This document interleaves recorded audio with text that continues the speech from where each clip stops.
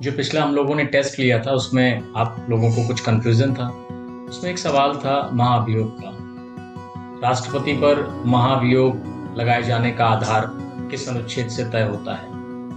तो जब भारतीय संविधान की बात करते हैं और भारतीय संविधान में हम राष्ट्रपति की बात करते हैं तो राष्ट्रपति के पदावधि वाले सेक्शन में, जिसे आर्टिकल 56 के द्वारा गवर्न किया जाता है, आर्टिकल 56 में यह कहा गया है कि राष्ट्रपति अपने पद ग्रहण की तारीख से 5 वर्ष तक कार्यभार ग्रहण करेगा। इसके पहले भी वो अपने पद में रिक्ति कर सकता है।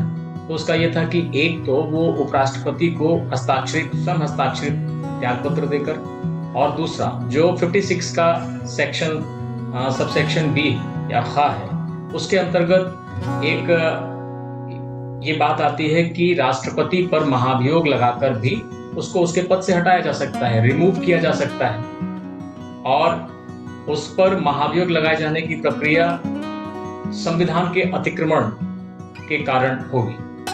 अर्थात संविधान के अतिक्रमण के कारण राष्ट्रपति को उसके पद से रिमूव किया जा सकता है। ये अनुच्छेद 56 से प्रोविजन में आता है।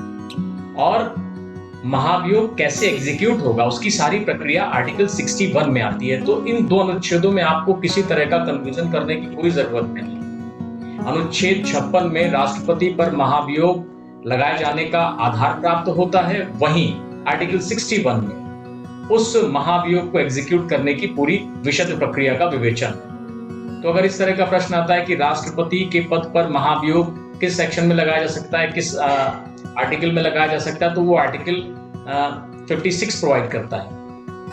और किस प्रक्रिया से हटेगा, प्रक्रिया किस तरह की प्रक्रिया का अनुपालन होगा, ये सारी चीजें आर्टिकल 61 में वर्णित है। तो जो आप लोगों का कंफ्यूजन है ना कि अनुच्छेद 56 और अनुच्छेद 61 को एक साथ मिलाकर पढ़ने से राष्ट्रपति पर महाभियोग की प्रक्रिया कंप्लीट होती है।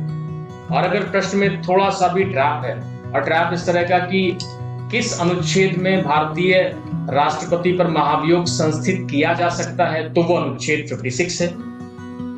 और राष्ट्रपति पर महाभियोग लगाए जाने की प्रक्रिया क्या है, तो वो आर्टिकल 61 है।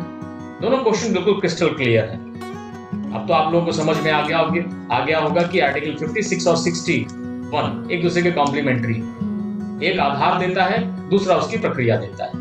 अब प्रश्न किस नेचर का आ रहा है, ये आपकी इंटेलिजेंस पर डिपेंड करता है या आपके इंटरप्रिटेशन पर डिपेंड करता है। मैंने दोनों बातें आपको बहुत क्लियर कट बता दी। बाकी अगर कोई आपका कंफ्यूजन होगा तो मुझे उस बात से अवगत करा दिएगा, तो मैं अगले क्लास में उसको भी खत्म कर दूंगा। Thank you.